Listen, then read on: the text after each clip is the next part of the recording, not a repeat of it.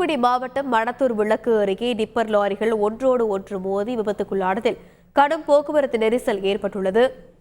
இது பற்றிய மேலும் விவரங்களை செய்தியாளர் விஜயகாந்த் வழங்கிட கேட்கலாம். வணக்கம் விஜயகாந்த், தற்போதைய கள சூழல் அங்கு எப்படியாக இருக்கிறது? போக்குவரத்தை சீர் செய்வதற்கான நடவடிக்கை என்னென்ன மேற்கொள்ளப்பட்டிருக்கிறது?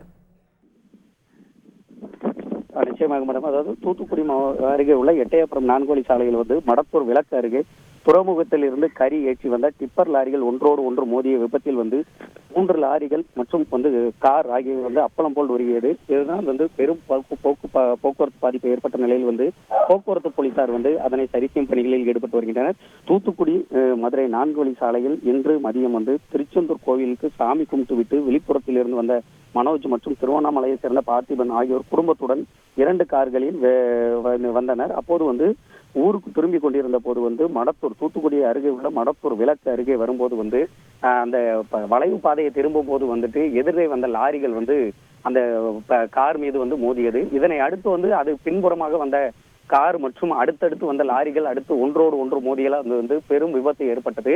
இதனால் அந்த கார்கள் அந்த விபத்தில் ஏற்பட்ட கார் அப்பளம் போல் நொறுங்கி காணப்பட்டது. இந்த விபத்தில் அதிர்ஷ்டவசமாக யாருக்கும் உயிர் சேதம் என்பது ஏற்படவில்லை. உடனடியாக அங்கு இருந்தவர்கள் அந்த காரில் இருந்தவர்களை உயிருடன் மீட்டு, அதாவது எந்த ஒரு பாதிப்பும் இல்லாமல் உடனடியாக மீட்டு அனுப்பி வைத்தனர். மேலும் அந்த ஒன்றோடு ஒன்று மோதிய அந்த லாரி ஓட்டுநர்கள் உடனடியாக அந்த விபத்து ஏற்படுத்தியதை தொடர்ந்து அங்கிருந்து குதித்து தப்பி சென்று ஓடிவிட்டனர். இது தொடர்பாக போலீசார் வழக்கு பதிவு செய்து தப்பி சென்ற அந்த ஓட்டுநர்களை தேடி வருகின்றனர். மேலும் இந்த சம்பவம் தொடர்பாக வழக்கு பதிவு செய்த போலீசார் தொடர்ந்து அங்கு அந்த கார்கள் 2 கார்கள் மற்றும் லாரிகள் ஆகியவை நொறுங்கி கிடந்தது அப்புறப்படுத்தும் பணிகள் ஈடுபட்டு வருகின்றனர். போலீசாரின் முதற்கட்ட தகவலில் அடிக்கடி அதாவது துறைமுகம் சாலையில் இருந்து அந்த துறைமுகம் பகுதியில் இருந்து வரக்கூடிய கரிகளை ஏற்றி கொண்டு வரும் லாரிகள் இதுபோல் வேகமாக திரும்புவது போன்ற செயல்களில் ஈடுபடுவதாகவும் அந்த பகுதியில் குற்றச்சாட்டு இருக்கிறது.